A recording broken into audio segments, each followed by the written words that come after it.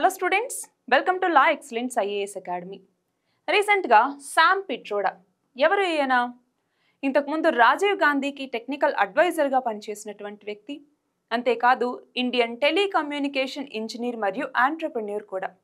ఆయన రీసెంట్గా ఒక వ్యాఖ్య చేయటం జరిగింది. దేనికి సంబంధించి అంటే ఇన్హెరిటెన్స్ ట్యాక్స్ గురించి, వారసత్వపు పన్ను అంటాము. మరి దీనిని మనం ఎకానమీ కింద టాక్సేషన్ అన్నటువంటి టాపిక్లో చదువుకుంటాం. మరి ఇవాల్టి మన వీడియోలో మనం ఏమేం తెలుసుకోబోతున్నామంటే అసలు ఇన్హెరిటెన్స్ ట్యాక్స్ అంటే ఏంటి, లేదా వారసత్వపు పన్ను అంటే ఏంటి. అలాగే రెండవది, ఇంతకు ముందు మన భారతదేశంలో ఈ ఇన్హెరిటెన్స్ ట్యాక్స్ అనేటటువంటిది ఉన్నిందా, లేదు అంటే ఇప్పుడే కొత్తగా దీన్ని ప్రవేశపెట్టారా?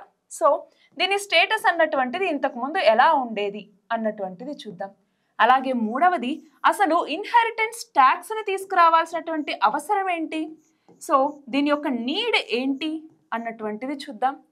అలాగే ఈ ఇన్హెరిటెన్స్ ట్యాక్స్ వల్ల ఉండేటటువంటి లాభాలు ఏంటి, ప్రోస్, అలాగే వీటి వల్ల ఉండేటటువంటి నష్టాలు ఏంటి, కాన్స్, ఇవేంటి అన్నటువంటిది ఇవాళ మనం తెలుసుకుందాం.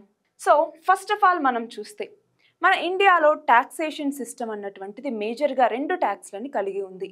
అవునా? ఏంటవి?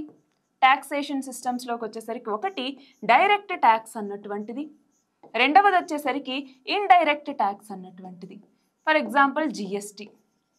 ఇప్పుడు చెప్పుకున్నటువంటి ఈ ఇన్హెరిటెన్స్ ట్యాక్స్ ఏదైతే ఉందో అది డైరెక్ట్ ట్యాక్స్ కిందికి వస్తుంది. Inheritance tax. అసలు ఏంటి ఇన్హెరిటెన్స్ ట్యాక్స్ అంటే, వారసత్వ పన్ను అంటే ఏంటి అంటే, ఫర్ ఎగ్జాంపుల్ ఒక వ్యక్తి తన మరణానంతరం అతని యొక్క ఆస్తి తన వారసులకు వెళ్తుంది. అవునా? అయితే అలా వారసులకు వెళ్ళేటటువంటి ఆస్తిలో కొంత భాగం ప్రభుత్వానికి వెళ్ళటం అన్నటువంటిదే ఇన్హెరిటెన్స్ ట్యాక్స్ లేదా వారసత్వ పన్ను అన్నటువంటిది. మరి మన భారతదేశంలో ఈ ఇన్హెరిటెన్స్ ట్యాక్స్ అన్నటువంటిది ఉందా అంటే ప్రస్తుతం లేదు.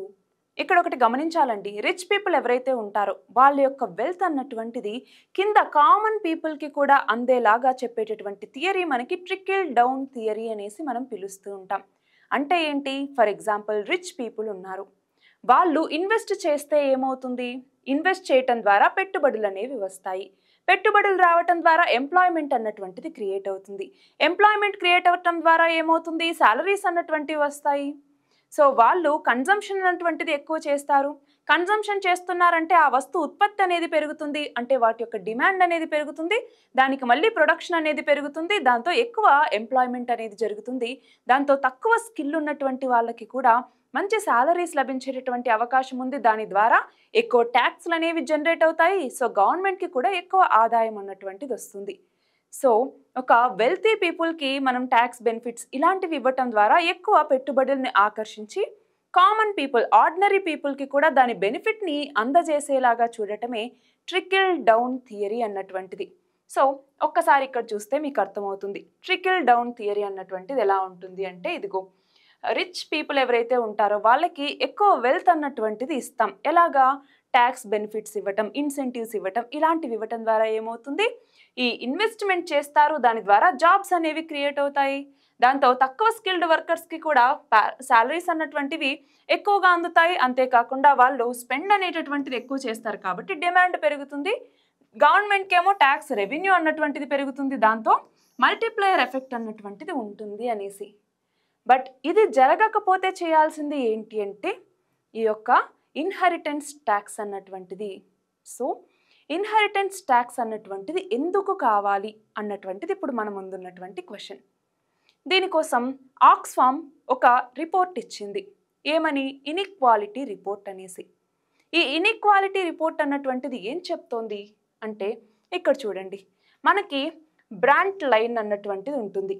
ఏంటి ఈ బ్రాంట్ లైన్ అన్నటువంటిది? గ్లోబల్ నార్త్ అలాగే గ్లోబల్ సౌత్ అనేసి డివైడ్ అయి ఉన్నాయి. ఎలాగా? మనకి నార్థన్ హెమిస్ఫియర్లో ఉన్నటువన్నీ కూడా ఈక్వేటర్కి పైన లేవు, అలాగే సదర్న్ హెమిస్ఫియర్లో ఉన్నటువన్నీ ఈక్వేటర్కి కింద లేవు. ఫర్ ఎగ్జాంపుల్ ఆస్ట్రేలియా అలాగే న్యూజిలాండ్ అన్నటువంటివి. సో ఇవి రెండు కూడా గ్లోబల్ నార్త్ కిందికి ఇంక్లూడ్ అవుతాయి అన్నమాట. సో ఇప్పుడు ఆక్స్ఫామ్ రిపోర్ట్ ఏం చెప్తోంది, ఆస్ట్రేలియాతో కలిపి ఈ గ్లోబల్ నార్త్ ఏదైతే ఉందో దీంట్లో జనాభా అంటే పాపులేషన్ పరంగా వీళ్ళు చూస్తే గనక కేవలం 21% కలిగి ఉన్నారు. అలాంటి వీళ్ళు 69% వెల్త్ని కలిగి ఉన్నారు. 69% వెల్త్ వీళ్ళ దగ్గరే ఉంది. సో ఈ ఆస్ట్రేలియాతో సహా ఈ గ్లోబల్ నార్త్ కంట్రీస్ ఏవైతే ఉన్నాయో ఇవి రిచ్గా ఉన్నాయి, గ్లోబల్ సౌత్ కంట్రీస్ ఏమో పూర్ కంట్రీస్ అన్నట్టుగా ఆక్స్ఫామ్ రిపోర్ట్ చెప్తోంది. అంతేకాదు 2020 తర్వాత కనుక చూసుకుంటే ఇంతకు ముందు ఉన్నటువంటి రిచ్ పీపుల్ ఎవరైతే ఉన్నారో వాళ్ళు ఇప్పుడు 5 టైమ్స్ వాళ్ళ యొక్క వెల్త్ అన్నటువంటిది పెరిగింది అన్నట్టుగా కూడా ఈ ఆక్స్ఫామ్ రిపోర్ట్ అన్నటువంటిది చెప్తోంది. సో ఇప్పుడు చెప్పండి, నీడ్ ఏంటి? అసలు ఈ ఇన్హెరిటెన్స్ ట్యాక్స్ తీసుకురావాల్సినటువంటి నీడ్ ఏంటి అంటే ఒకటి వచ్చేసరికి వెల్త్ అన్నటువంటిది అందరికీ సమంగా అందుబాటులో ఉండట్లేదు. అంటే ధనవంతులు మరింత ధనవంతులు అవుతూ ఉంటే పేదవాళ్ళు మరింత పేదరికంలోకి జారిపోతూ ఉన్నారు. అంటే ఇక్కడ ఇన్ఈక్వాలిటీ అన్నటువంటిది తగ్గించటానికి ఈ యొక్క ఇన్హెరిటెన్స్ ట్యాక్స్ అన్నటువంటిది ఉపయోగపడుతుంది.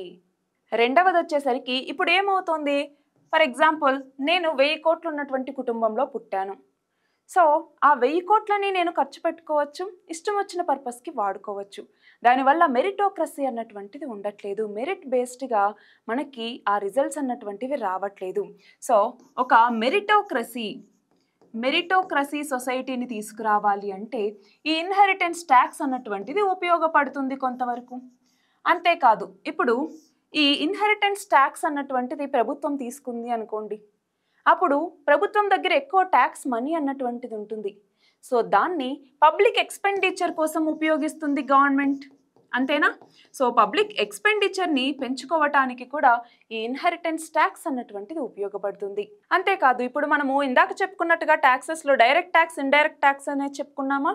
అందులో ఇప్పుడు మనకి ఎక్కువ ఆదాయం వచ్చేటటువంటిది డైరెక్ట్ ట్యాక్సెస్ నుంచా లేదా ఇండైరెక్ట్ ట్యాక్సెస్ నుంచా? అంటే ఇండైరెక్ట్ ట్యాక్సెస్ నుంచి ఎక్కువ. ఇప్పుడు జిఎస్టీ నుంచి మనం ప్రతి మంత్ న్యూస్లో చదువుతుంటామా జిఎస్టీ వసూలు ఇంత ఉన్నాయి అంత ఉన్నాయి అనేసి. కానీ ఇక్కడ ఇండైరెక్ట్ ట్యాక్స్ అన్నటువంటిది ఎక్కువగా ఉంది, డైరెక్ట్ ట్యాక్స్ ఎక్కువగా ఉండట్లేదు.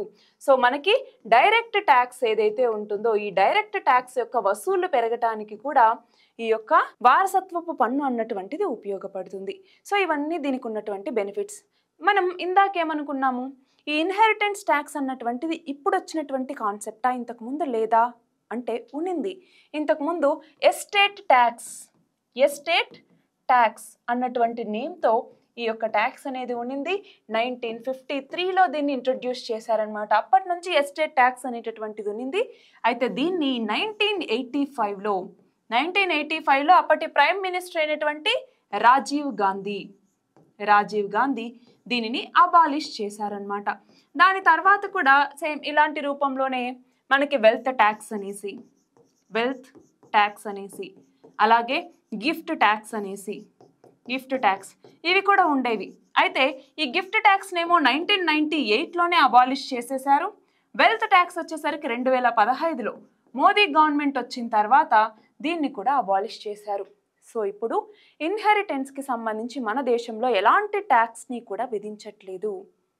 మరి ఎలాంటి ట్యాక్స్ని విధించట్లేదు కదా, మరి దీనివల్ల ఉండేటటువంటి బెనిఫిట్స్ ఏంటి మనకి అంటే ఇందాక అనుకున్నాం ప్రో మరియు కాన్స్ అనేసి. అంటే మనకేమేం బెనిఫిట్స్ ఉన్నాయి అలాగే మనకేమేం నష్టాలు ఉన్నాయి అన్నటువంటిది కనుక మనం చూస్తే బెనిఫిట్స్ ఏమేమి ఉన్నాయి, ఇందాక చెప్పుకున్నట్టుగా వెల్త్ అన్నటువంటిది ఈక్వల్ డిస్ట్రిబ్యూషన్ అన్నటువంటిది జరుగుతుంది, అంతేనా? Equal distribution of wealth. ఇందాక నీడ్ ఏదైతే చెప్పుకున్నామో అందులోనే ఇవి ఈజీగా కవర్ అవుతాయండి. అంతేకాకుండా రెండవది ఏంటి, మనకి డైరెక్ట్ ట్యాక్సెస్ అన్నటువంటివి ఎక్కువగా లేవు, సో అవి కూడా కావాలి అనేసి. మూడవది ఏంటి, ఇది ప్రభుత్వానికి ఫిస్కల్ బర్డన్ని తగ్గిస్తుంది. ఫిస్కల్ బర్డన్ అన్నటువంటిది ఎందుకు వస్తుంది, ఫర్ ఎగ్జాంపుల్ ఫ్రీగా హెల్త్ ఇన్సూరెన్స్ ఇవ్వాలి, క్రాప్ ఇన్సూరెన్స్ ఇవ్వాలి, వీటన్నింటికి గవర్నమెంట్కి డబ్బులు ఎక్కడి నుంచి వస్తాయండి, ట్యాక్సెస్ నుంచే కదా. సో ఇప్పుడు ఈ ఇన్హెరిటెన్స్ ట్యాక్స్ ద్వారా డబ్బులు వస్తే ఈ బర్డన్ని కొంతవరకు తగ్గించినట్టే అవుతుంది. అంతేకాదు మనకి ట్యాక్సెస్లో ప్రోగ్రెసివ్ ట్యాక్స్ అనేసి రిగ్రెసివ్ ట్యాక్స్ అనేసి ఉంటాయి. అందులో ఇది వచ్చేసరికి ప్రోగ్రెసివ్ ట్యాక్స్ అంటే ఏంటి అంటే ఇది వెల్తీ ఇండివిజువల్ మీద వేస్తున్నటువంటి ట్యాక్స్ కాబట్టి దీనివల్ల మనకి లాభం అనేటటువంటిది ఉంటుంది కానీ నష్టం అనేటటువంటిది ఉండదు, అంతేనా? సో ఇది ప్రోగ్రెసివ్ ట్యాక్స్. మరి దీనివల్ల మనకు ఉండేటటువంటి కాన్స్ లేదా నష్టాలు ఏంటి అనేసి చూస్తే ఒకటవది వచ్చేసరికి దీన్ని ఎవాల్యుయేట్ చేయటం అన్నటువంటిది చాలా కష్టం. ఎందుకని అంటే దీనికి కావాల్సినటువంటి డేటా కావాలి, స్టడీ అన్నటువంటిది ఉండాలి. అంతేకాకుండా ప్రాపర్గా దీన్ని మేనేజ్ చేసుకుంటూ అంటే మిస్యూజ్ అవ్వకుండా చూసుకోవాల్సి ఉంది. అట్లాగే మనం ఇన్హెరిటెన్స్ ట్యాక్స్ని ఎక్కువ వేసామనుకోండి, అప్పుడు బిజినెసెస్ మీద కూడా ఈ ఇంపాక్ట్ అన్నటువంటిది ఉంటుంది. అంతేనా? బిజినెసెస్ మీద ఇంపాక్ట్ అనేది ఉంటుంది. బిజినెస్ మ్యాన్స్ ఎవరైతే ఉంటారో మన దేశంలో ఎక్కువగా క్యాపిటల్ని ఇక్కడ పెట్టాలి అనుకున్నా కూడా ఆలోచిస్తారు. సో క్యాపిటల్ మీద కూడా ఆ బర్డన్ అన్నటువంటిది ఉంటుంది. అంతేకాదు నాలుగవది ఏంటి అంటే సేవింగ్స్ అన్నటువంటివి తగ్గిపోతాయి. ఎందుకు మనం సేవ్ చేసుకుంటూ ఎక్కువ డబ్బులు పోగేసుకోవాలి, దాంట్లో పార్ట్ అనేది గవర్నమెంట్కి వెళ్తున్నప్పుడు. సో దీని బదులుగా కన్జ్యూమరిజం అంటాం. అంటే ఏంటి? ఎక్కువ వినియోగం అన్నటువంటిది పెరుగుతుంది. సేవింగ్స్ అనేవి తగ్గుతాయి, వినియోగం అన్నటువంటిది పెరుగుతుంది. ఈ వినియోగం అన్నటువంటిది మనము క్యాపిటల్ని డెవలప్ చేసుకోవటం మీదనో లేదా స్టాక్స్ ఇలాంటి వాటి మీద పెట్టుకుంటే బాగుంటుంది. కానీ అనవసరపు ఖర్చులు పెట్టామనుకోండి, అది ఎటు అవసరం లేకుండా పోతుంది. సో అది కూడా దీంట్లో ఉన్నటువంటి ఒక నెగిటివ్ అనమాట. అంతేకాకుండా గవర్నమెంట్ ఏదైనా ఒక ట్యాక్స్ తీసుకొచ్చింది అంటే ఆ ట్యాక్స్ని, ఆ పన్నుని ఎగవేయటానికి ఎక్కువ మంది ట్రై చేస్తూ ఉంటారు. సో అందులో లూప్ హోల్స్ ఏమేమి ఉన్నాయి అని వెతికి ఆ లూప్ హోల్స్ని పట్టించుకునేసి దాని ద్వారా ట్యాక్స్ని ఎగ్గొట్టడం అన్నటువంటిది కూడా పెరిగే ఛాన్సెస్ అన్నటువంటివి ఉన్నాయి. సో ఇవన్నీ ఉన్నాయి కాబట్టి ఇన్హెరిటెన్స్ ట్యాక్స్ లేదా వారసత్వపు పన్ను అన్నటువంటిది అమలవుతుందా లేదా అన్నటువంటిది ఒక ప్రశ్నే. కానీ ఇక్కడ మనం ఒకటి గమనించాలి. మనము ఏ సంపదనైతే పోగు చేసుకుంటూ ఉన్నామో ఆ సంపద అన్నటువంటిది, ఫర్ ఎగ్జాంపుల్ నేనే ఒక 1000 కోట్లు సంపాదిస్తూ ఉన్నాను. నా సంపాదనలో సొసైటీ యొక్క రోల్ అన్నటువంటిది కంపల్సరీగా ఉంటుంది. లేదు నేను ఫర్ ఎగ్జాంపుల్ నా తదనంతరం నా యొక్క వారసులకు ఇస్తున్నాను అనుకోండి, ఇచ్చేటప్పటికి మనీ మల్టిప్లై అవుతూ ఉంది అనుకున్నా దాంట్లో కూడా సొసైటీ యొక్క రోల్ అన్నటువంటిది ఉంటుంది. కాబట్టి మనం వారసులకు ఇచ్చేటటువంటి మనీలో కొంచెం మన సొసైటీకి కూడా ఉపయోగపడాలి అన్నటువంటిదే ఇక్కడ శామ్ పిట్రోడా గారి యొక్క ఆలోచన అన్నమాట. సో ఇది ఇవాల్టి మన class. All the very best and thank you very much.